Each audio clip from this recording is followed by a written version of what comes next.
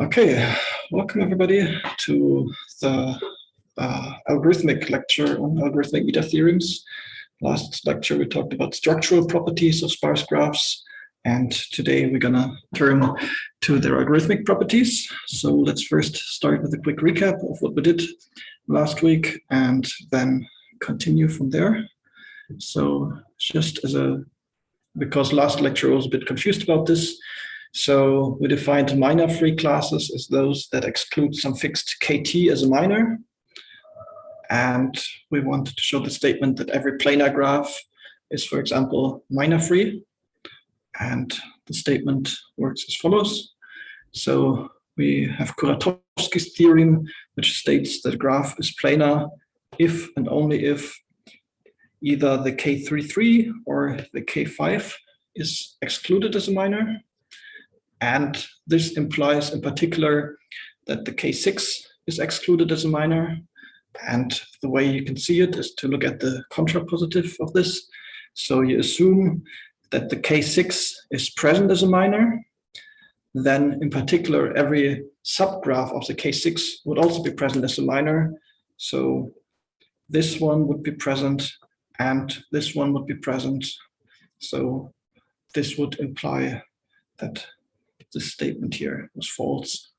So yeah, that's just a brief summary of how you could show that you can that you not only have to exclude this graph or that graph as a minor, but you can exclude a single graph as a minor. And yeah, that's just as a remark. Next, we wanted to continue with bounded expansion and lower dense graph classes. So let's refresh the definition of them.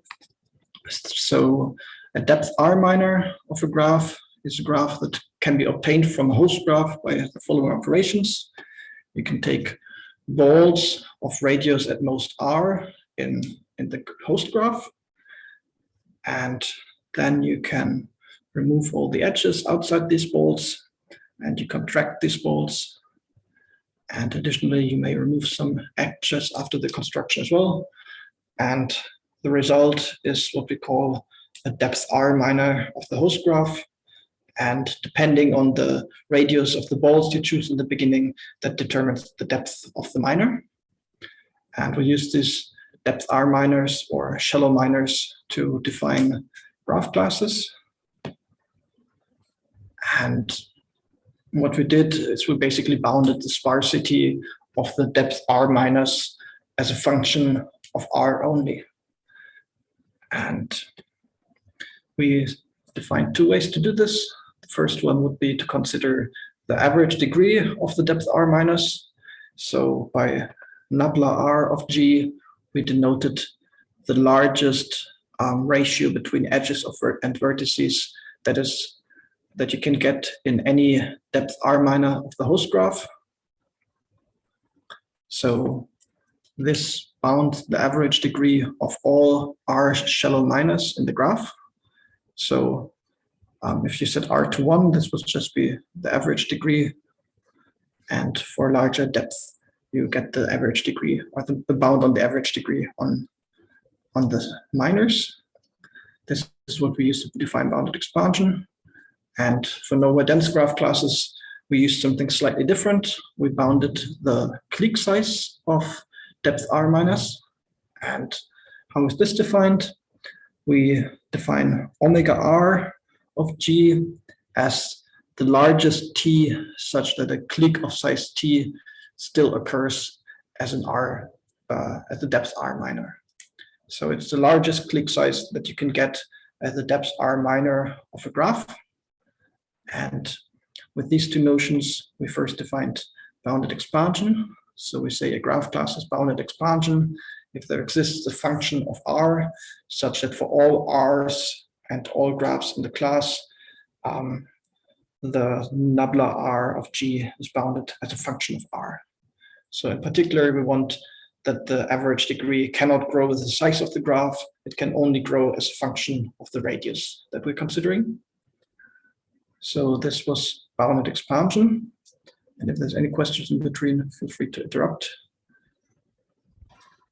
And for nowhere dense, we instead bounded the clique size of depth r minus. So we say that the graph class is nowhere dense if there's this function f of r such that for all radiuses r and all graphs in the class, the clique size of r shallow minus or depth r minus is bounded as a function of r. So with these two definitions, then we worked on some structural properties of them. And we noticed, for example, that if you take the class of all k subdivisions of cliques of size n, then this class would not have bounded expansion and would not be nowhere dense because we consider k to be a constant. So if you set r to k, then you contain very large and very complicated k shallow minors. On the other hand, we noted that the class of log n subdivisions of cliques of size n, that this class would indeed have bounded expansion and be nowhere dense. So this fits very well with our theory, because on the right class, you cannot do model checking, but on the left class, you can do model checking, at least when you assume the class to be closed on the removal of edges. So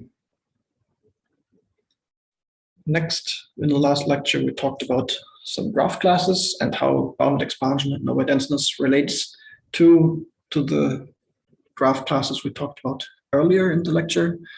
And at the very top of the hierarchy, we showed to be nowhere dense graph classes. And a class with bounded expansion is in particular nowhere dense, but there exists graph classes that are nowhere dense but do not have bounded expansion.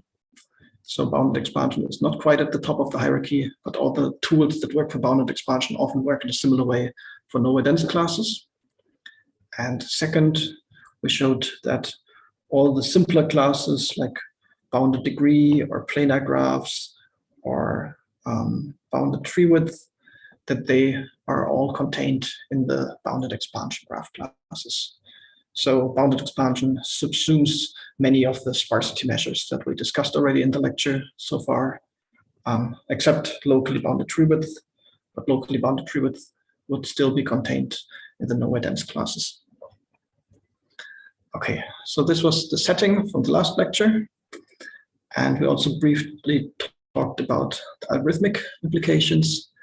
And the very nice property of nowhere dense graph classes is that it basically answers our open question or our guiding question about finding the right notion of sparsity such that you can still do first order model checking on these classes. So if you consider those classes that are closed in the subgraphs, so you can remove vertices and edges and you still remain in the class, then you can do first order model checking in FPT time if and only if the class is nowhere dense. So nowhere dense classes are in the sense the most general sparse graph classes that you can consider, that if you still want them to be algorithmically tractable in the sense of having efficient model checking. And over the course of this lecture, we will prove parts of this result. But I first wanted to start with a simpler setting. So we're gonna in fact only prove the statement for bounded expansion, that you can do first order model checking in FPT time on classes of bounded expansion, but that proof is already quite complicated. That's why we want to start with a simpler statement first about existential first order model checking, because there we will learn a very important tool that we will use later on today. So the problem that we want to solve in FPT time is existential model checking. We have a formula that has only existential quantifiers and then some quantifier-free formula, like there exists an x1, there exists an x2, and then some formula phi that contains no quantifiers. We say such a formula is existential, and we want to evaluate it now in FPT time. And we notice that this is pretty similar to deciding whether a graph occurs as an induced subgraph. So you can define a Turing reduction between existential first order model checking and checking induced subgraphs in FPT time. So the one side is pretty easy. If you want to decide whether H occurs as a subgraph in G, in time f of h times n. And then you can encode this easily in first order logic. You can say there exists x1 to xq when you have h of q vertices. So you can specifically mention each of the vertices of h. And then you can say there should be an edge between the ith and the jth vertex of edge, or there shouldn't be an edge between those vertices. And you say that there should be an edge if and only if this edge is present in our graph H that we want to find. So this way, finding subgraphs can be quite easily expressed in first order logic. The inverse direction is maybe a little bit harder to see. So now we assume we want to know whether some first order formula holds in the graph, but all we can do is checking induced subgraphs. And let's consider an example. So let's say we want to know whether this formula holds. There exists x, y, and z, such that x and y are adjacent and y and z are not adjacent. And all we can do to evaluate this formula is decide whether certain subgraphs are present or not in the graph. So the first thing we can do is we can, so if you assume that phi has q quantifiers, then we enumerate all graphs with at most q vertices that on which phi holds. So in this example, we'll enumerate all graphs of up to 3 vertices such that phi holds. And on this graph, phi obviously holds because x and y are adjacent, while y and z are not adjacent, and they're all 3 different vertices. While here it is the same thing. The formula doesn't say anything about the adjacency between x and z, so both graphs satisfy phi. And another way to satisfy phi would be to let y and z be the same vertices. So now we have these 3 graphs that on which phi holds. And now these graphs, they can be computed in a running time that depends only on our formula phi.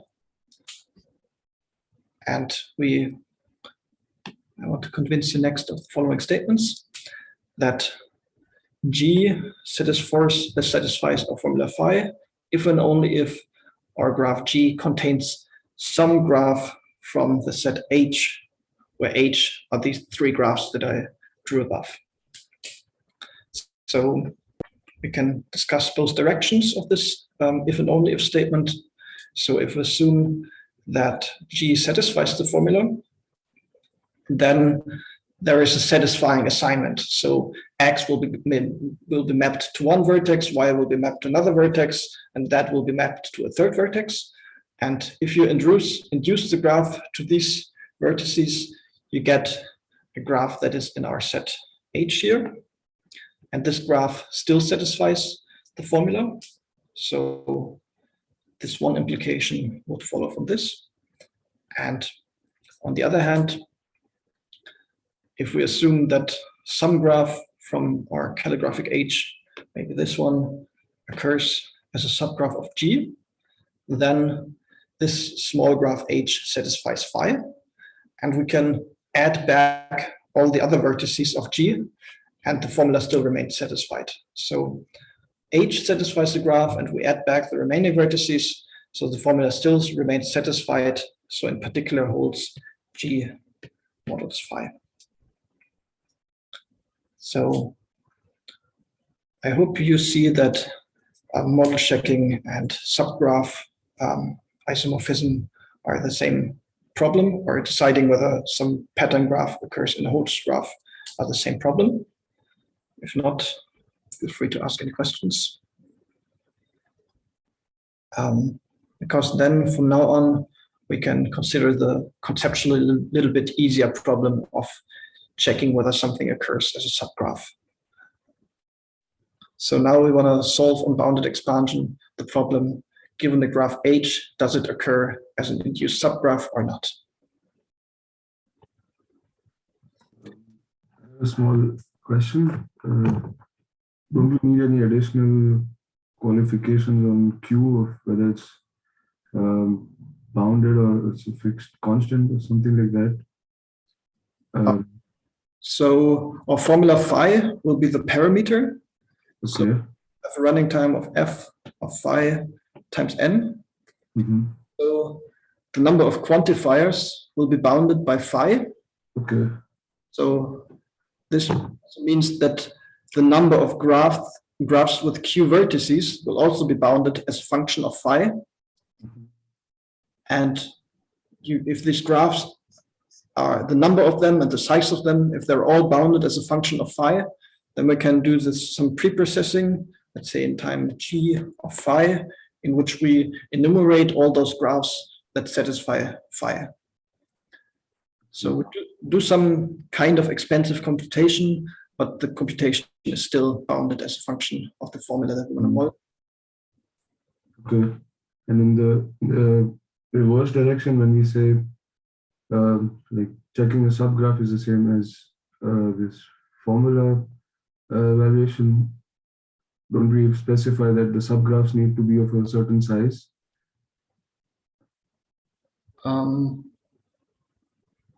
What do you mean? So there's two directions to like the claim that we just made, and in one direction we say that the formulas with Q quantifiers is the same. Evaluating a formula with Q quantifiers is the same as checking if a certain subgraph exists. And the other direction was checking if a subgraph exists is the same as evaluating the formula, an existential formula to be specific. And in this other direction, don't we have to say that checking if a subgraph of blah, blah, blah size exists is the same as checking formula, or am I missing something? Can you check arbitrary size subgraphs, or like the containment of arbitrary size subgraphs?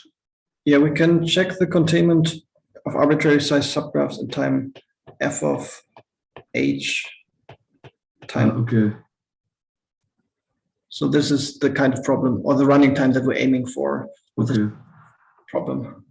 Okay, we don't connect this to the size of the formula. That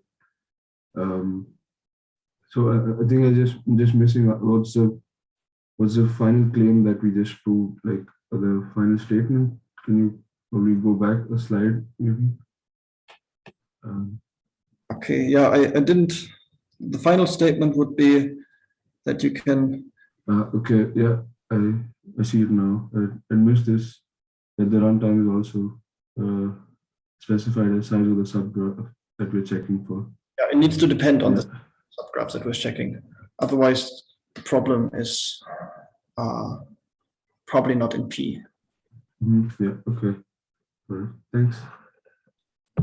That's a very good point. So the running time of our subgraph checking algorithm is allowed to depend on our function, on the size of the subgraph in an arbitrary manner, and then times n. So we can be exponential in the size of the subgraph that we're checking, or it can be an arbitrary formula actually on the size of the subgraph times n. And let's think about what kind of tools we have to solve this problem. So on locally bounded tree width, we used Geifmann normal forms because every ball with small radius was simple. But here on bounded expansion, this is no longer the case because the whole graph can have constant radius, and Geifmann locality does not give us anything anymore on bounded expansion classes. And just using this shallow minor definition also does not immediately give us some tools to work with. That's why we first have to introduce some new powerful tools for bounded expansion and over dense graph classes that we can then use algorithmically. And there's actually a lot of tools and a lot of equivalent characterization for bounded expansion classes. So we learned about the definition using shallow minors. And in this lecture, we are also going to consider low tree depth colorings. So that's an equivalent definition of bounded expansion that we want to introduce next.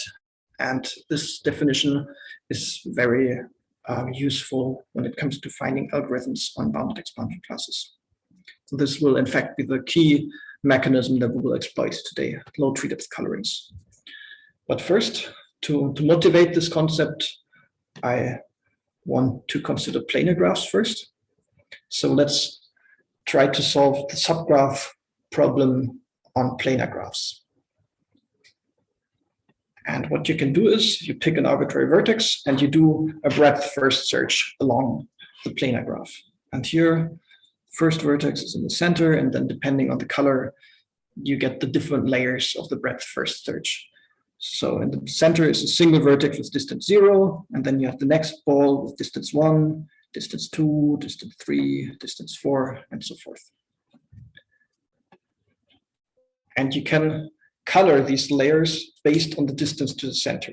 So we can give layer I the color I modulo P.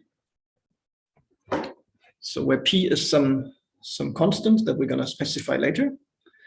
So if we, in this example, we give them colors modulo 3. So distance 0, 1, 2, 0, 1, 2, and so forth.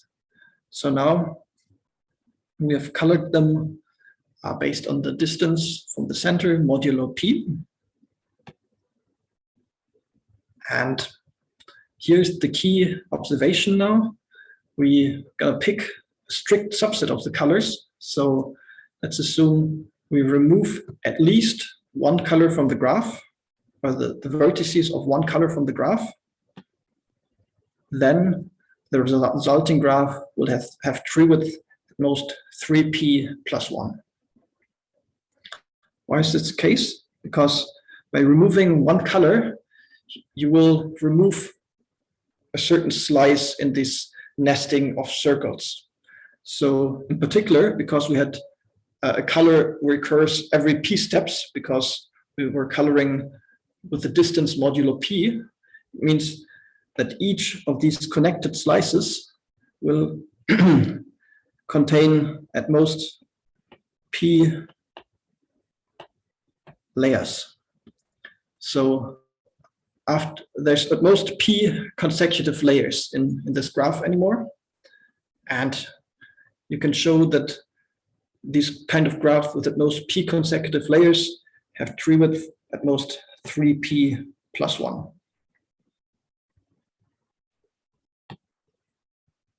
So next we want to use this kind of statement to find the graph H as an induced subgraph. And we're going to again do this kind of breadth first search and color the graph. But now we want to color the graph with H plus 1 colors. So we set P to the number of vertices in H plus 1.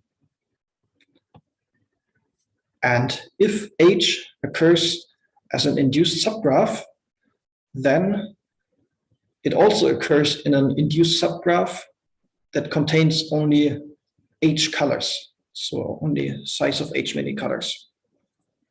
So our graph H has only size of H many vertices, and they can, in the worst case, they all have a different color. So if we keep only the colors of H, then the graph still occurs as a subgraph. So we could remove all the colors that are not present. And this is what we're going to do, is we're going to enumerate all subsets of colors of the graph of size at most size of H. And if H, our graph, occurs as a subgraph, then it also occurs in the graph induced on this subset of colors.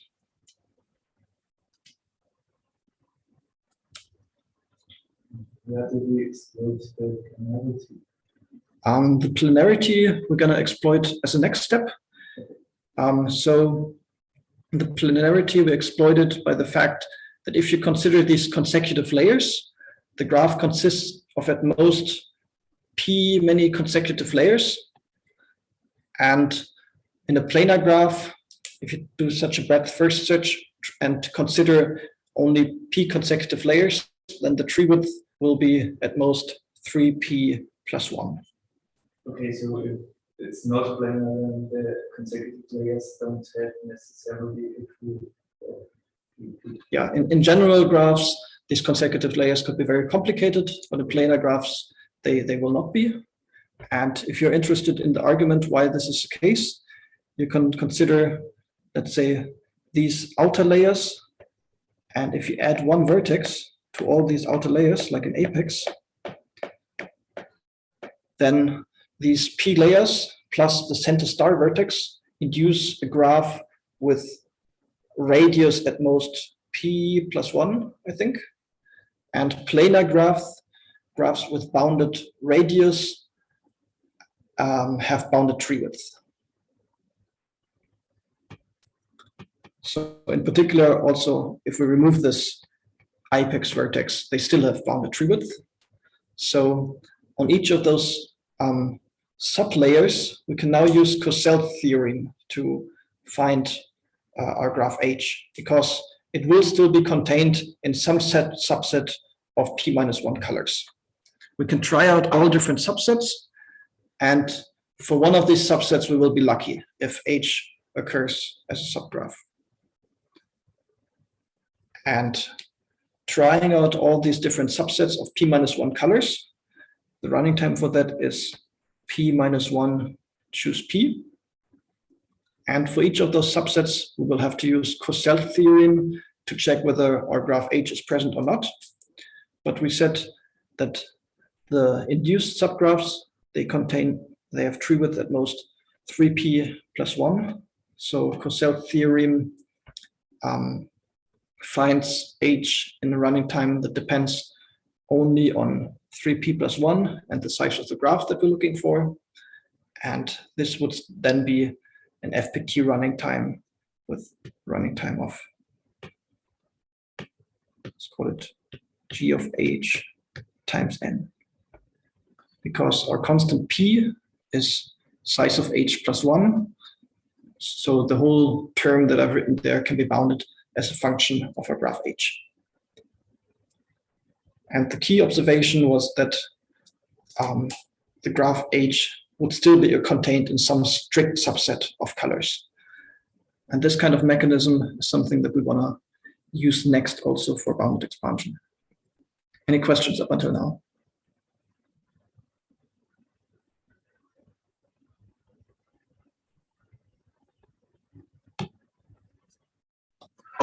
So the key observation was that for every constant P, one can color a planar graph with P plus 1 colors, such that every set of P colors induces a graph with tree width at most 3P plus 1.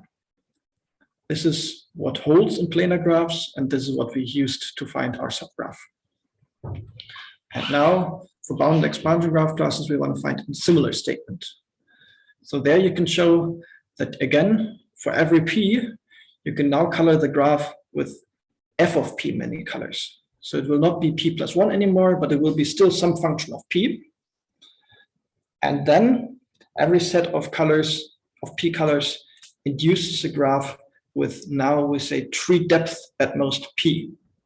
So tree width becomes tree depth. And I'm not assuming that all of you know what tree depth is. We're going to introduce that next. But it's the width measure quite similar to tree width, even though it's more restrictive. So in order to fully dive down and dissect the statement, we have to next introduce tree depth. And the tree depth of a graph is the minimum height of a rooted forest on the vertices of the graph, such that all edges of G go between ancestors and descendants. So here we have some graph G, and here we have a tree on the vertices of G. So the tree are those, orange edges. The tree looks like this. And the vertices of the tree and the vertices of the graph are the same. And the important property for tree depth is now that the edges of the graph should only go between ancestors and descendants. And in this example, it is the case. There's an edge that goes from here to here, and this vertex A is a descendant of the vertex B in this example. Here C would also be a descendant of B. On the other hand, if there was an edge between A and C in the graph, then A and C would not be the answers, would not stand in the ancestor-descendant relationship in this tree, because A is a sibling of C. So this is something that we forbid in our tree embedding. There cannot be such parallel edges between siblings. Every edge needs to go from an ancestor to a descendant or the other way around. So in particular, we see now that this graph with 4 vertices, it has tree depth at most 3, because it can be embedded in such a tree of height 3. Next, maybe think about whether it has also tree depth 2, whether you can embed it in a tree of height 2. So a tree of height 2 would look like this. But now we notice that if this vertex is A here in the graph, it needs to have 2 neighbors. One neighbor can be its ancestor. That would be a valid embedding of the edge. But the second neighbor can only be a sibling. And the sibling is not an ancestor or a descendant of A. So you cannot embed the graph as required in this tree of depth 2. So the tree depth cannot be 2 because you cannot find such a valid embedding. But on the other hand, we have an embedding of size of depth 3. So this square has tree depth 3. Can think of this tree depth of other graphs. So if we take a clique of size 4, then the tree depth of such a graph would also be 4, because every vertex is adjacent to every other vertex, which means in the embedding, every vertex needs to stand in an ancestor-descendant relationship with every other vertex. So the tree cannot have any split, because then these 2 vertices would not be in an ancestor-descendant relationship anymore. The only way to make sure that everybody is an ancestor or descendant of everybody is to choose the tree to be the long path on 4 vertices. So using this argument, you can show that cliques of size n have tree depth n. Another example would be this path here. So we have a path 1, 2, 3, 4, 5, 6, 7 vertices, and we have a tree depth embedding here. So the way this embedding is created, you always pick the center vertex, place it at the top of the tree, and then you recurse. So this way, this embedding has depth log n. And yeah, I hope this definition of tree depth started to make sense to you. We could next compare it to tree width. So the relationship between tree width and tree depth is that the tree width of a graph is at most as large as the tree depth of a graph. So bounded tree width classes are more general than bounded tree depth classes. And the way to show would be the following. We assume that we have a tree depth decomposition given, let's say of depth d, and I want to turn this into a tree width decomposition of the graph of the same depth or width. And this is actually straightforward to do. We're going to enumerate all the paths from the root to a descendant, and this will be the backs of the tree decomposition. So we start with the leftmost path, DBA, and this will be the first back of the tree decomposition. And then we're going to shift the path slightly to the right by pushing A to E. Now we have the path DBC. That's the next back in our tree decomposition. And we go from left to right through this tree. And each path gives us a back of the tree decomposition. And you can now check that this is, in fact, a tree decomposition. So every edge occurs somewhere in this graph, because edges only go from ancestor to descendant, and we included every such path from ancestor to descendant. And all the vertices are included as well. And if you induce the tree decomposition on bags that contain, for example, only the vertex F, then it induces a connected subpath. So by traversing all the root to leaf paths, you can get a tree decomposition from a graph with bounded tree depth.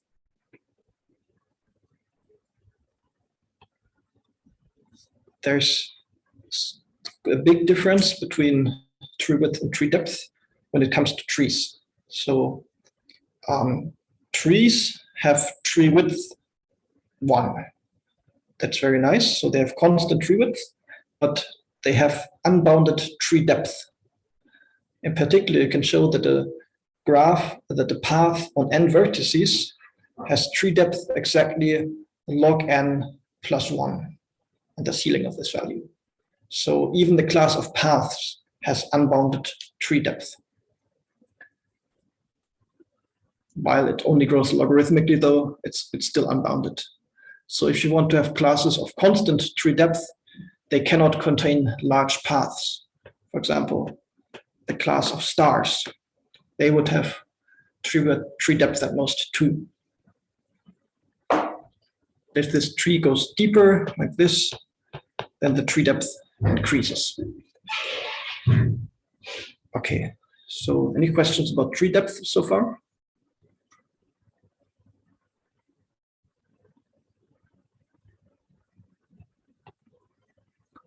The next, we can come to a very powerful statement about so-called low tree depth colorings. So what I just described earlier for planar graphs, this is the equivalent statement for bounded expansion graph classes. So a graph class is bounded expansion if and only if there exists some function f, such that for every graph of the class at every constant p, you can color the graph with f of p colors, such that every set of p colors induces a graph with tree depth at most p. So if you want sets of colors of size p to be simple, then you have to color the graph with f of p many colors. So here's an example. Let's say we want to know f of 2 of this graph. This means we are asking with how many colors you need to color this graph such that every set of 2 colors has tree depth at most 2. And how many colors do you need here? I don't know the exact bound, but I know that you can do it with 6 colors. So here is this coloring of the grid with 6 colors. And I want to convince you that every set of 2 colors induces a graph with tree depth at most 2. So let's enumerate these sets. For example, if you take the colors 6 and 4, then the graph contains only of bounded size components. So it contains only components of size 2. So you can easily embed it in this tree here, or actually in this forest that contains only components of size 2. So this graph induced on the colors 6 and 4, it is bounded tree depth at most 2 actually. And the same holds if you enumerate other sets of colors, 3 and 5, 1 and 2, they all induce components of size at most 2, and therefore have tree depth at most 2. And this is now a very beautiful characterization of bounded expansion classes. And this, I hope you're expecting already how we're going to use this in our subgraph finding algorithm, because we're going to do the exactly same approach that we did for planar graphs, except now that we have to color the graph not with h plus 1 colors, but with f of h many colors. First, one more question, maybe for the whole audience. With how many colors do you need to color a tree, such that every set of p colors induces a graph with tree depth at most p? I had a small question. When you asked, how do we color such a graph, are we still thinking about this breadth first search style coloring of layers, or is it just any arbitrary coloring? I did not describe how these low tree depth colorings are derived. So you can just get them by such a depth first search. It's a more complicated mechanism. Okay.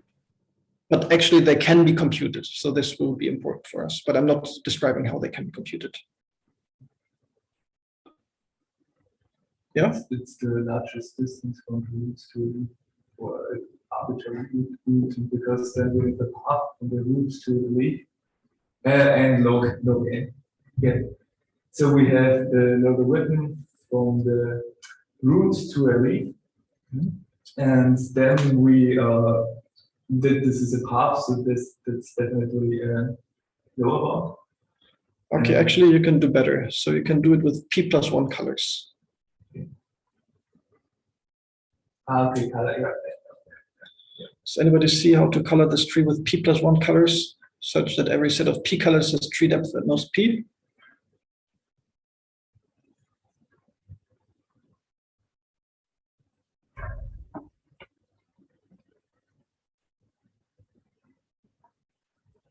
I'm going to draw such a tree. We just use every layer. Exactly, we do it layer by layer. So we go through the graph layer by layer, and layer E gets color I mod P or p+1, something like that. Say p+1. Could we do better if we take the logarithm? Because that was happening. I wanted to go that we can do better if we just take the logarithm. So we need less colors. Because if we have a tree with depth p, not depth n, then we have a tree depth of log n. You can show a tree of depth n has tree depth log n. Not necessarily. A tree of depth n can have tree depth n. So if you take the complete binary tree of depth n, then I think this graph has tree depth at exactly n or roughly n. Okay. Yeah, but this works. Okay, yeah, by coloring them layer-wise, then if you induce on any set of p colors, then you get at most p consecutive layers. So the tree, you have these slices of trees that have depth at most p, and therefore also have tree depth at most p.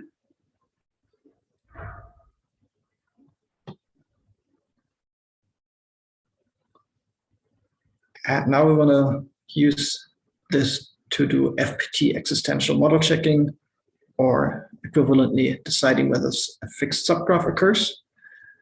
And now let's do it like this.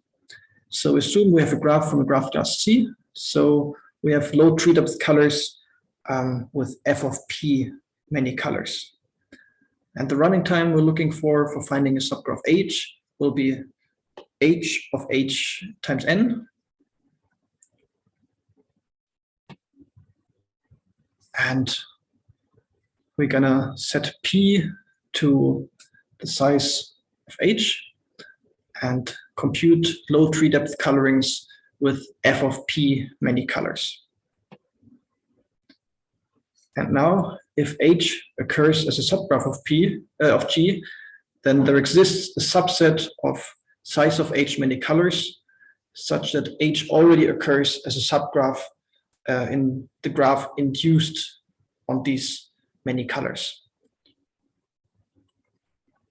And we can enumerate all subsets of size of H many colors, and the graph that we're looking for will be contained in one of these induced subgraphs. So we can simply enumerate all of them. And what's the running time that this takes? So there are f of H many colors in the graph, and we have to enumerate subsets of size H. So this is the number of subsets, that color sets that we need to enumerate over. And each set of H colors induces a graph with 3 depths at most. I think, yeah, we set P equal to H. So each of those induced subgraphs on the color sets have 3 depths bounded as a function of H. And here we can now use Cosel's theorem on these graph classes to look for our graph in the induced subgraph. Because in particular, the tree depth is bounded by H, which means that also the tree width is bounded by H, which means we can use Cosel's theorem on these graphs. And this is the whole algorithm. I assumed that we can construct these low tree depth colorings, and this is in fact the case. I don't want to go into detail how to compute these colorings because the algorithm can be a bit complicated, but for now, just assume that we can construct these low tree depth colorings with in time f of p times n. So this is possible. And in total, we have then an algorithm to find our induced subgraph H by considering only subsets of colors of size p.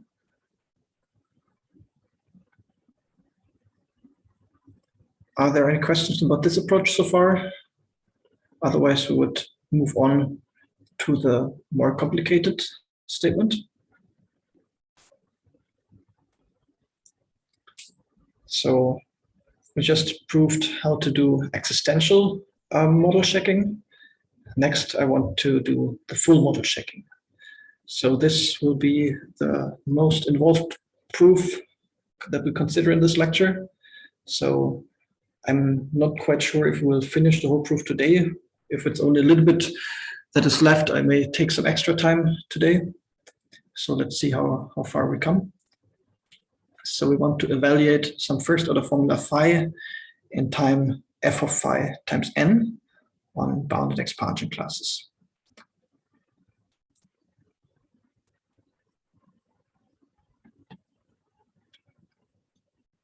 And we are gonna, instead of considering normal graphs, we will be considering functional graphs. So in a normal graph, we consider it as a relational structure where there was an edge if 2 vertices were adjacent with this edge relation. Now we don't have this edge relation such as x adjacent y anymore. We have to encode the edges of the graph in a different way. And the way we're going to encode those edges will be using functional symbols. So we will have different functions. I call them h1, h2, and so forth.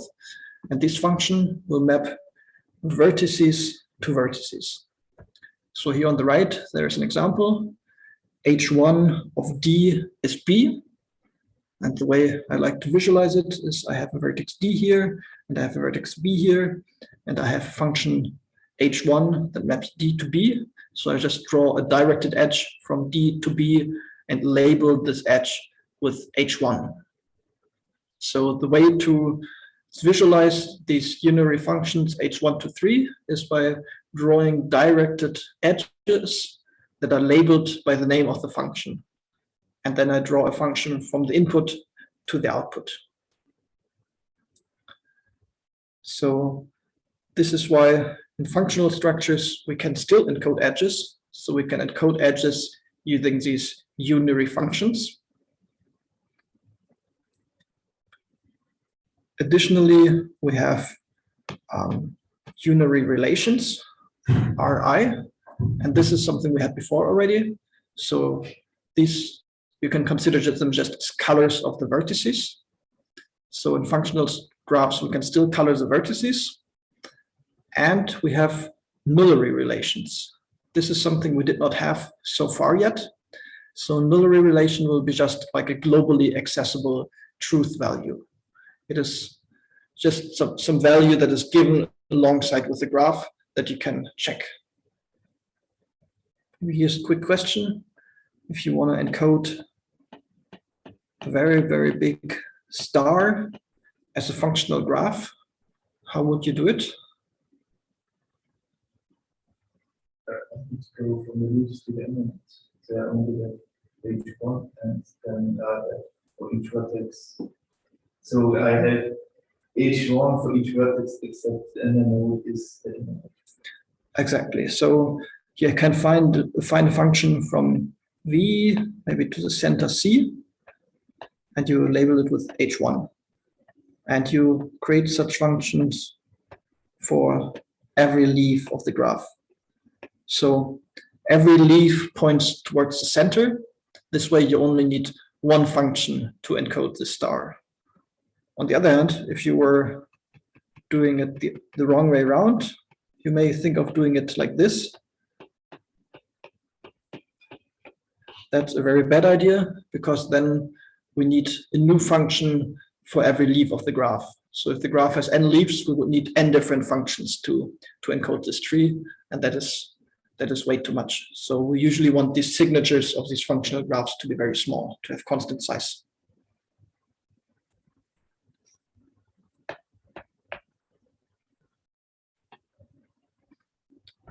But we can still connect graphs with these functional structures. And we do it in the way that you would expect. So we say the Geifmann graph, so a functional structure, I usually note them by a little arrow on top of G. And then we can define the Geifmann graph of this G, and will simply be the undirected graph where two vertices are adjacent in the Geifmann graph, if and only if there goes a function between these vertices. So there's an edge uv if hi of u is v, or hi of v is u for some function u. So just a straightforward mechanism of turning such a directed edge-labeled graph into a normal graph. This is what we consider the Geifmann graph of a functional structure. And if we have these, we can now use the Geifmann graph to define functional structures with bounded expansion. So we say a class of functional structures has bounded expansion if and only if the class of their Geifmann graphs has bounded expansion.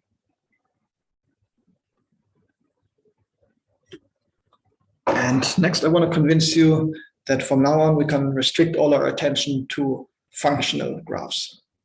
And the way I want to convince you is the following statement. Assume that we can solve the model checking problem in time f of phi times n on functional graph classes with bounded expansion. Then, in particular, we can also do it in the same runtime on normal graph classes with bounded expansion. And that is our original goal, model checking on general normal graph classes with bounded expansion. And we get this as a special case once we solve it for functional classes. And why is this the case? So let's assume that our class C has bounded expansion. Then in particular, it also has bounded degeneracy. And let's say D is the degeneracy of this graph. And I want to turn this graph here, in this example, this is degeneracy 2. I want to turn this into a functional structure. And how do I do it?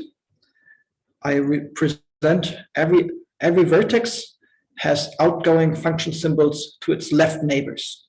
So since the degeneracy in this example is 2, I will only need h1 and h2. So if I have a vertex v, then the first neighbor will be h1 of v, and the second neighbor will be h2 of v. And since every vertex has only 2 neighbors to the left, I only need 2 function symbols to encode the neighborhoods or to encode the edges of this graph. Or in general, I would need d function symbols to encode the edges. But now, if I want to evaluate some function phi on the original graph, then I can instead evaluate some slightly modified function on this functional representation of the graph. And I have to replace the edge relation of the formula I want to evaluate.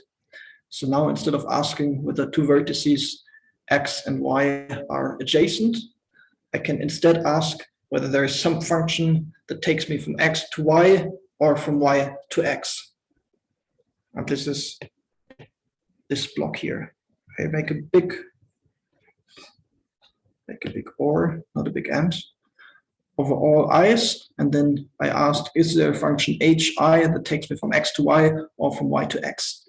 And we constructed this functional graph in such a way that there's an edge if and only if this, this formula here holds. So now we can turn this formula into a functional formula. The size of the formula only blew up by a little constant, by a little factor, and we can instead evaluate this functional formula on the functional graph.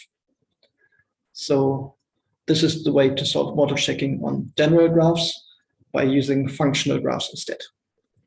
So I hope you believe now that we can consider for the rest of the lecture only functional graphs, and later on get the general statement without any functional graphs as a corollary. So this is why we want to now prove the following. Let C be a functional graph class with bounded expansion. We want to solve the first order model checking problem in time f of phi times n. And the way we're going to do it is we're going to do quantifier elimination.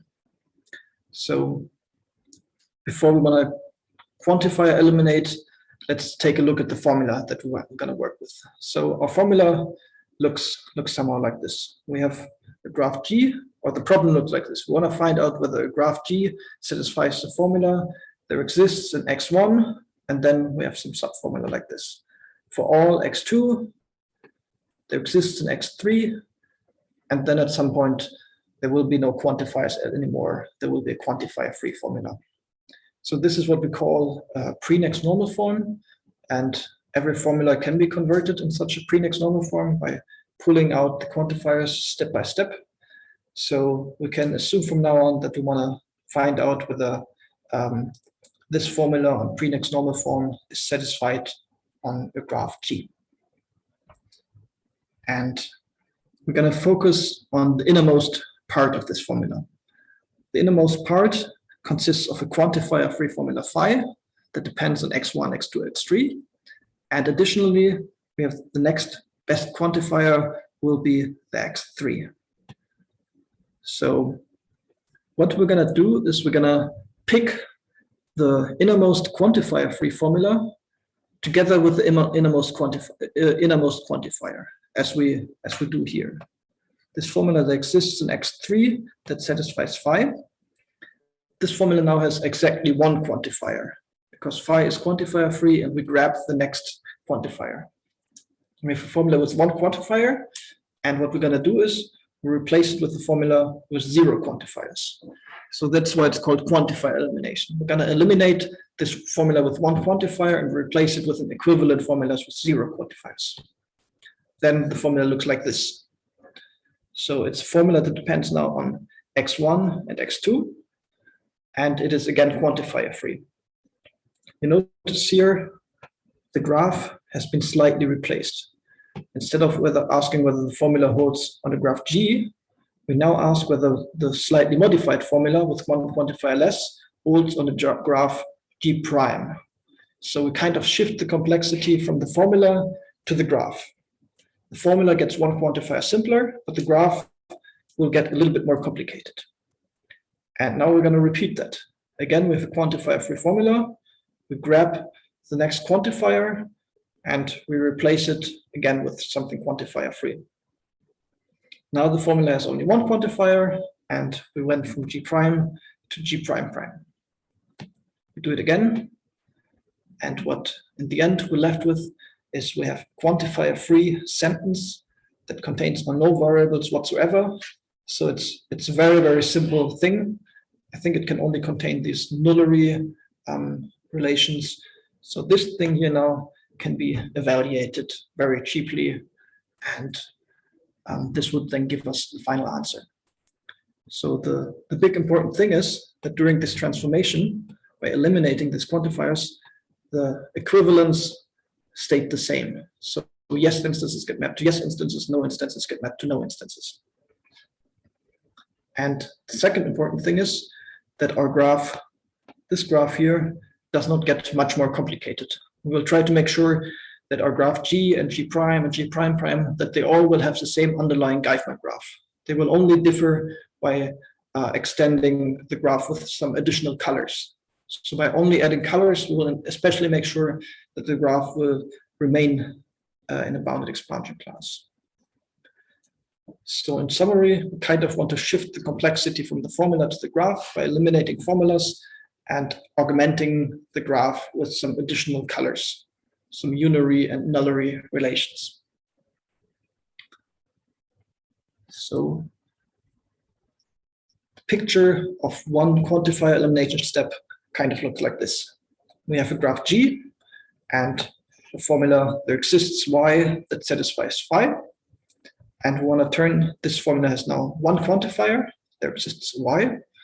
And we want to turn this into formula phi prime on a graph G prime, and phi prime has 0 quantifiers. And we have to make sure of a couple of things. So this formula phi prime, it should remain short. So the length of phi prime, it should not depend on this graph G. The length of phi prime should depend only on our formula phi here. Otherwise, we will get too much of a blow up in the formula length. And the second thing is that our graph G prime should remain sparse. We want to make sure that it has the same Geifman graph as G, and they will only differ by G prime having some additional colors of the graph. So this was the informal description. Let's now try to formalize this even further, what a quantifier elimination step really is. So we say that a class C has a quantifier elimination procedure if the following holds. For every formula, there exists y such that phi is satisfied, where phi is quantifier free. So this is now a formula with exactly one quantifier. We say for such a formula, there exists a quantifier free formula phi prime. So this maps our formula with one quantifier to formula with 0 quantifier. And additionally, we require that for every graph in the class, every G and C, one can compute in linear time a functional graph G prime. And this graph G prime should have the same Geifman graph as our original graph. So this describes now how functions get mapped to functions. The graph gets mapped to an augmented graph. The running time of this augmentation so far is good because the running time in the graph is linear, and the running time and the output function depends only on the input function. And the third thing that we need is that equivalence is preserved. And this means for all possible values that we can plug in for x, the equivalence is preserved. So for all v bar that we can plug into the formula, G satisfies there exists y where phi holds, if and only if G prime satisfies phi prime on this input v. So this is a way to define equivalence, because between formulas, it is important that the equivalence is preserved no matter what you plug in for the input tuple x bar.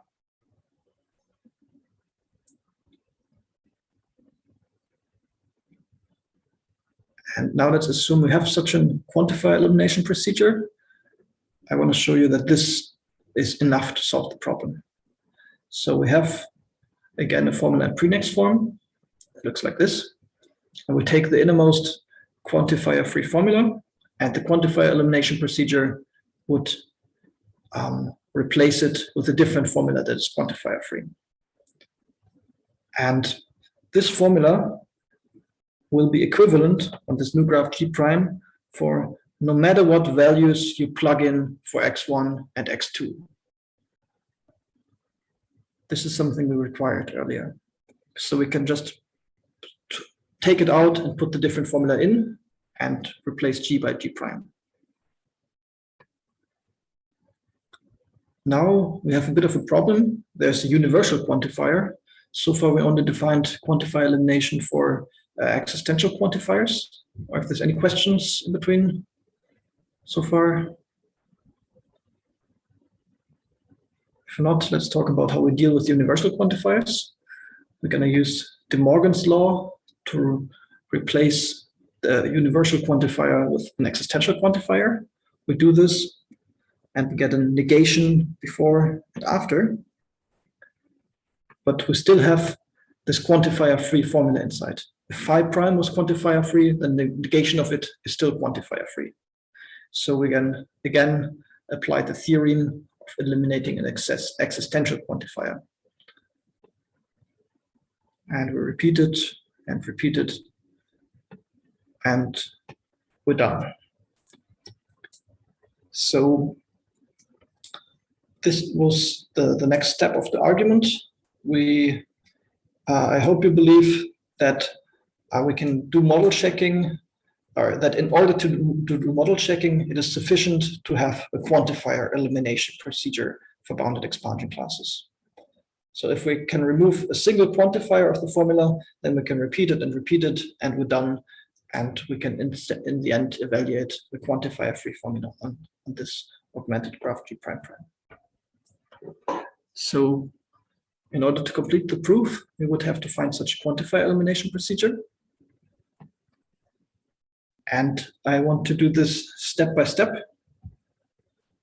First, starting by finding quantif elimination for graph classes that are functional forests of bounded depth. So this is as simple as it gets, just a forest of bounded depth. And then gradually, I want to lift this to bounded tree depth, and in the end, to classes with bounded expansion. So let's talk about what functional forests are. So in a functional forest, I assume that I only have one function symbol. I call it parent function, and the parent function maps each vertex to its ancestor, or to its parent actually. So E gets mapped to B, and every vertex gets mapped to its parent, except for the roots of the forest. The roots of the forest map to themselves. This way we can identify roots. So this is obviously a functional graph. We only need a single function symbol, but additionally we can have these colors or unary relations or nullary relations. And I want to prove that on functional forests of bounded depth, if C is a class of functional forests with bounded depth, then C admits a quantifier elimination procedure. This will be the heart of the proof, and the remainder will just be some glue on top of this. So in order to find the quantifier elimination procedure, start with the formula exists y that satisfies phi, and we want to remove it and get a formula phi prime that has 0 quantifiers. So let's think about what this formula phi can express on a functional forest. So our formula phi of y and x, it is itself a quantifier-free formula. And this, what can this formula express on a functional forest? So we have maybe this variable x1, and it can check whether x1 has a certain color, or it can also check the parent of x1. So in a sense, all this quantifier-free formula can do is it can check the input vertices, y and x, or it can go up in the tree by checking the parents on and on. So it can check some, the first thing we have to get out of the way, you can always check a nullary relation. It's just a globally accessible truth value, so you can always do that. But besides that, it can only check the colors of a parent. So if S is one of the free variables and I is a constant, so I assume our trees have depth at most D, then I can only go up D steps So I can check whether the ith parent of some variable is labeled with color R. That's something I can do in the functional forest with the quantify free formula. And additionally, I can check whether some parents are the same. So I can check whether the ith parent of S is the same as the jth parent of T. And I think a nicer way to visualize it is by looking at the ancestor tree of our variables y and x. And then you can say that a formula phi can only talk about the connections and labelings between ancestors of y and x. So it can say, for example, that the parent of y is labeled with blue, or that the parent of the parent of x1 is labeled blue, or the parent of x1 is the same vertex as the parent of x2.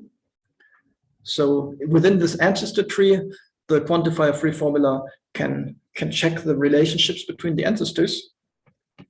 But what this formula cannot do is check something that lies outside the ancestor tree. So you cannot check whether there exists like an ancestor of y has another incoming address.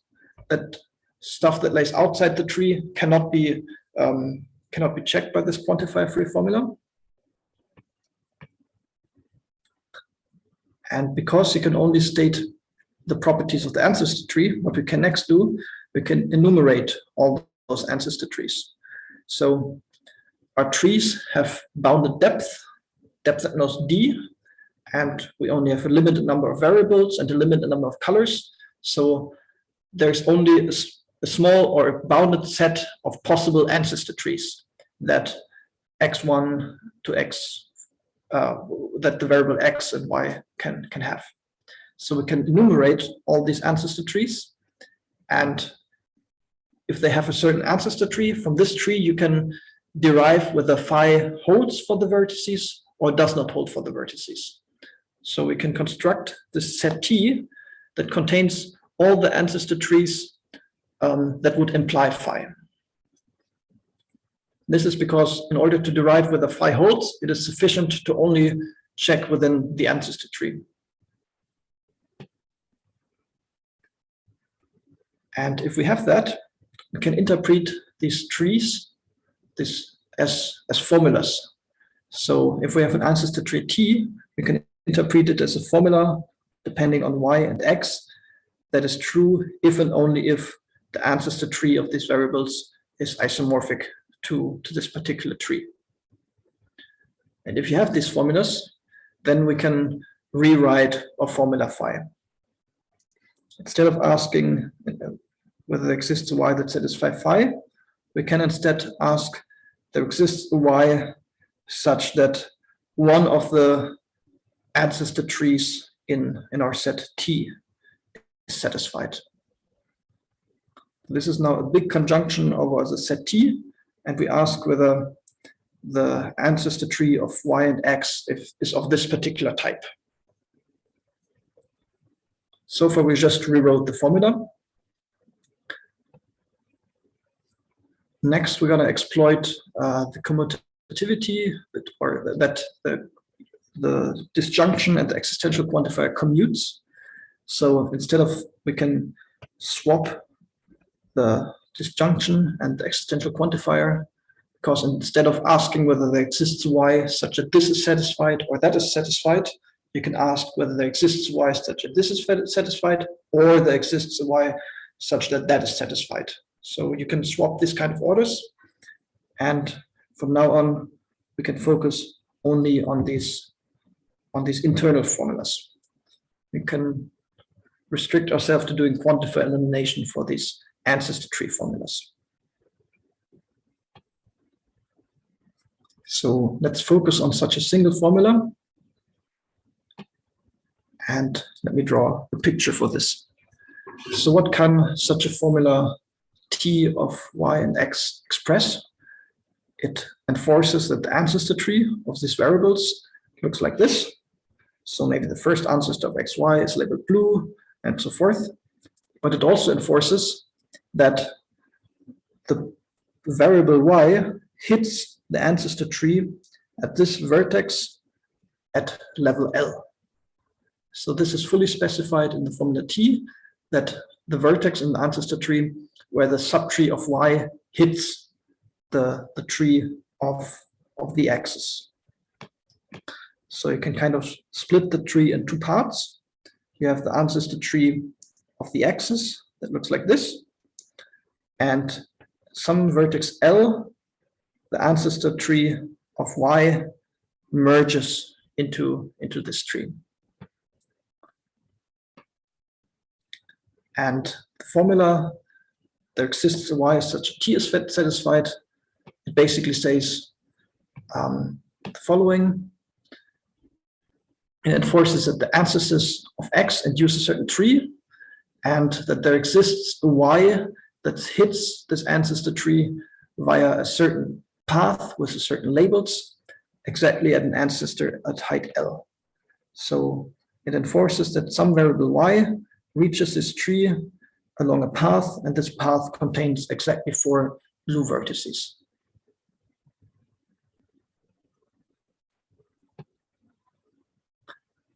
And next, we want to augment the graph by adding some more colors to it.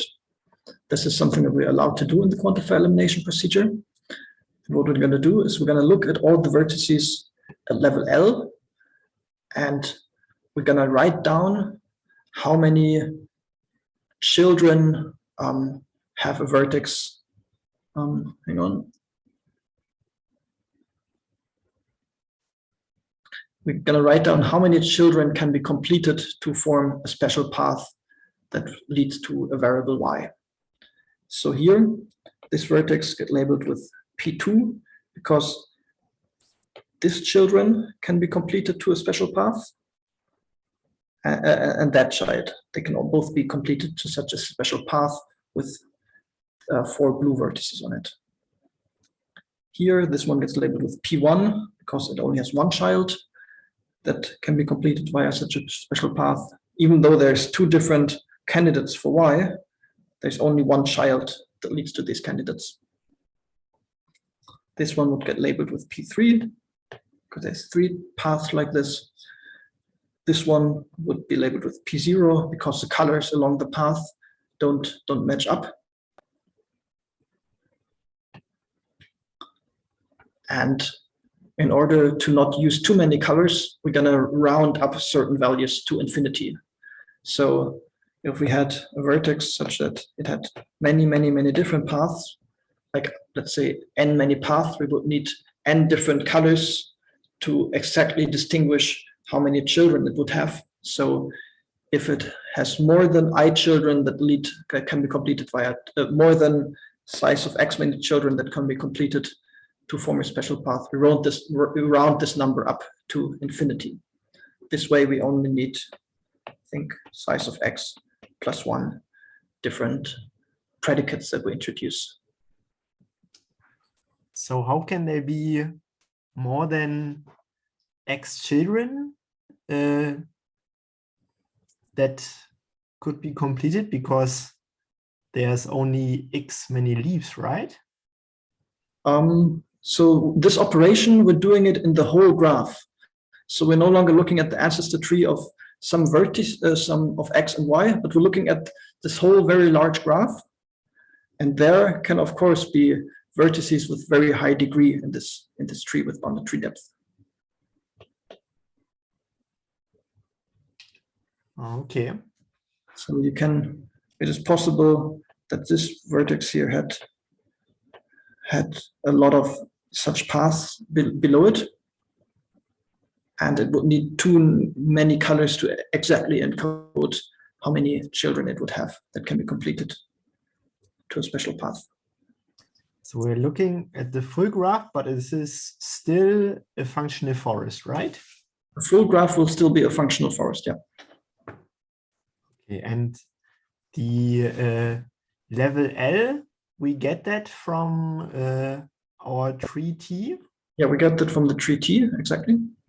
There, the parent relations, they will be in a way that we can read off when they will hit each other the first time.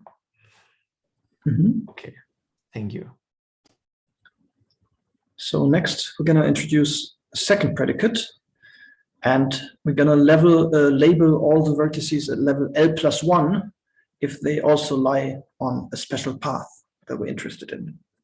And we're going to label them with R.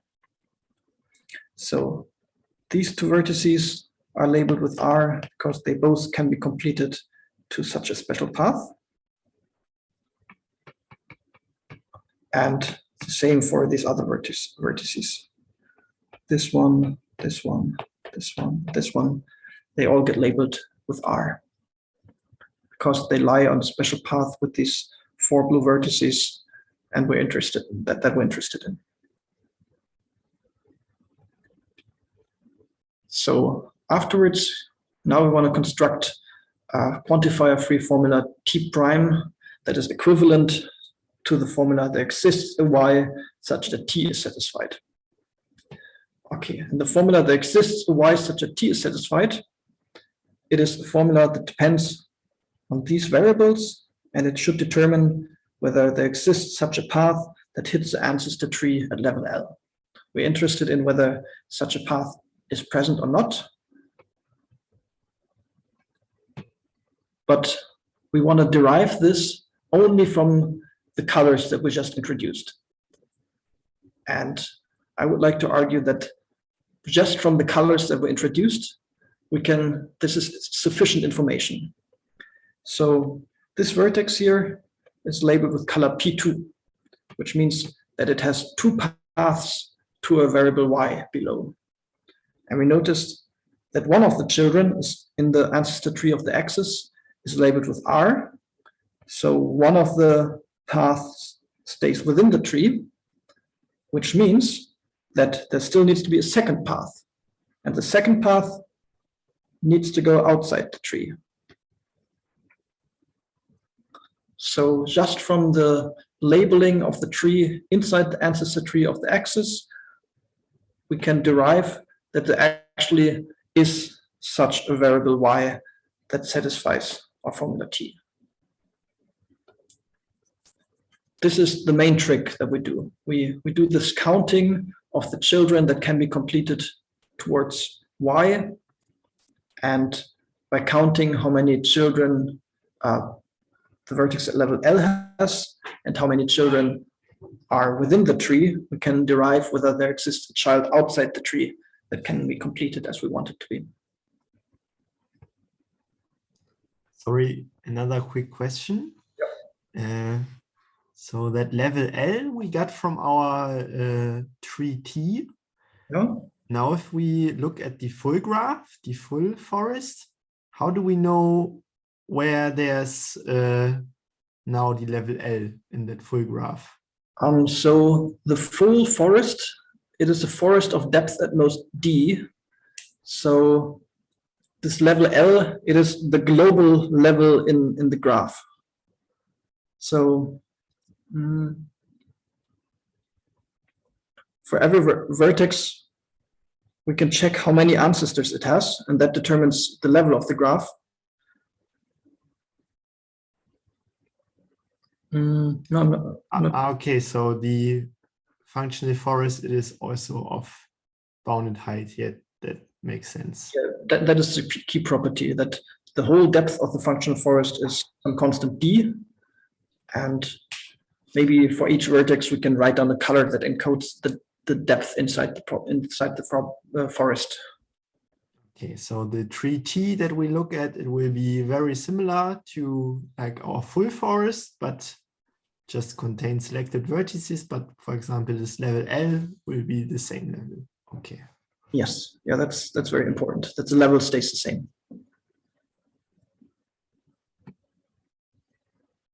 Okay, but I think this then completes the whole construction for functional forests.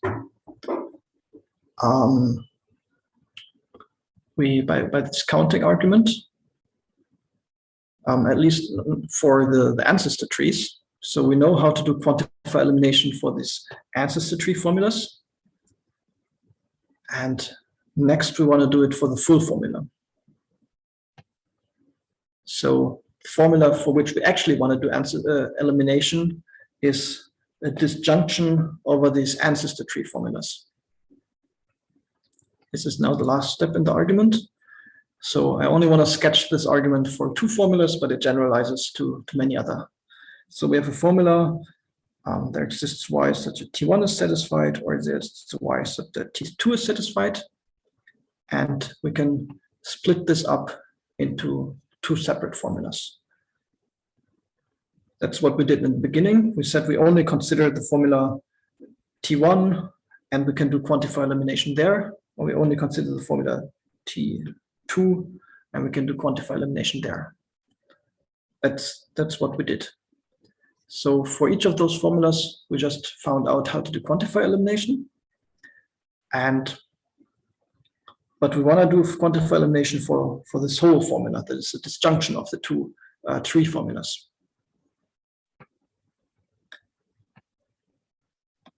And we can look at what these graphs G1 prime and G2 prime look like.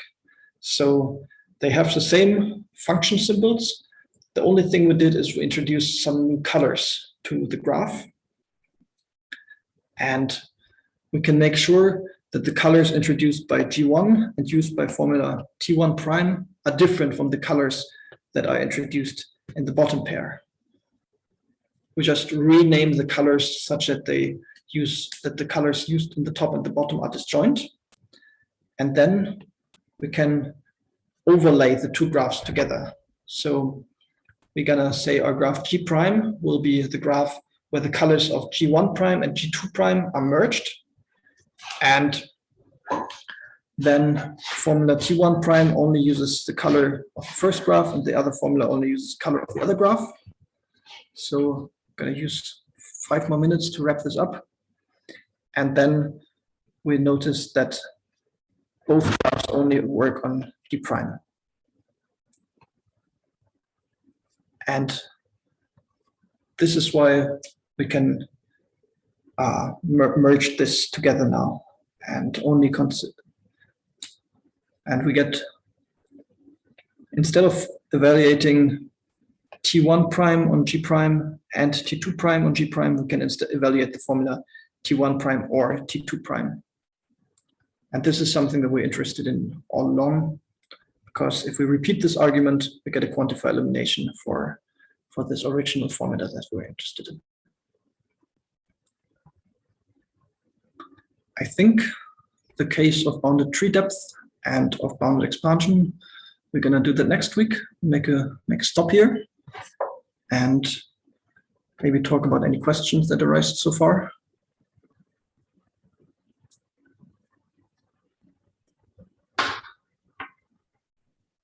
I had a small question. Can you explain more how we get this this special path coloring that you were talking about, that you want to sort of identify in all these forests? Yes, good question. The 4 blue vertices thing. This is the formula T of y and x. It determines the isomorphism type or of the variables of the ancestor tree of x1 and of all the variables x and y. So it basically states everything that can be said about the ancestor tree of these variables. It says exactly which vertices are adjacent, exactly what are the colors of the vertices. So this formula T enforces that the special path has certain colors. So we basically read it off from the formula, which as like some example that you had specified was that, okay, that second parent of y is green and it has atoms like these, and then we read that off to Yes, what the special path should look like. exactly. We read this from the formula T. Yeah. Okay. We get this formula T by making a big case distinction of what this ancestor tree could look like by just enumerating all possible ancestor trees. Okay, any other questions? Can we go to the slide where we had these 2 color predicates with the R and the P with a number? Yeah. This one? Yes, and now now I think the argument was we look if we are, for example, P2, are there two neighbors with the air predicate, or are there less neighbors, right? Exactly. And now what will our new formula T prime look like? Will it just be the, no, Okay, how will it look like? that's right. I didn't fully specify it. That's true. So this is a formula that works only on this variable's axis. So the first thing it will enforce is that this ancestor tree of the axis looks exactly like the induced ancestor tree that is mentioned in T. So that's the very first thing we check. And next, it's gonna check.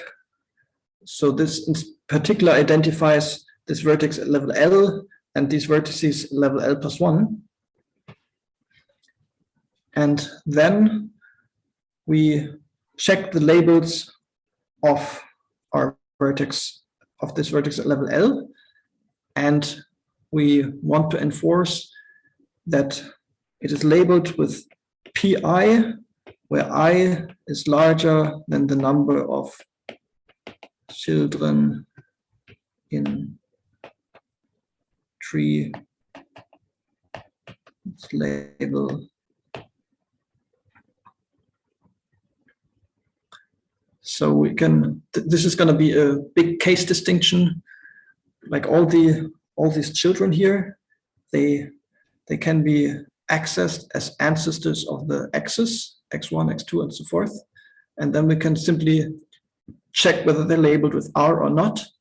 So we can construct. We only have to look at the children which are in the X variables and count there. And from there, we know whether there would be a Y, but we do not have to quantify over it anymore, right? Exactly. Yeah. Oh, that's very clever. Okay, thank you. Really nice check. So just by looking at this picture, we see this vertex would need to have two R children, but only one is inside the tree, which means there is a different R child outside the tree that can be completed to such a Y. So the formula is true. Okay, any other questions?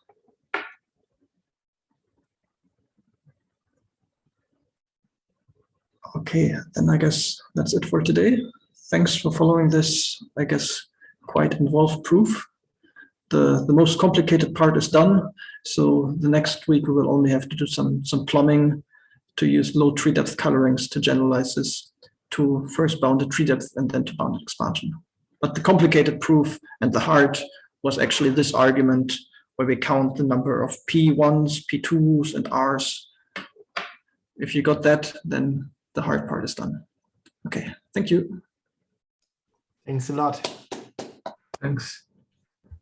Thanks.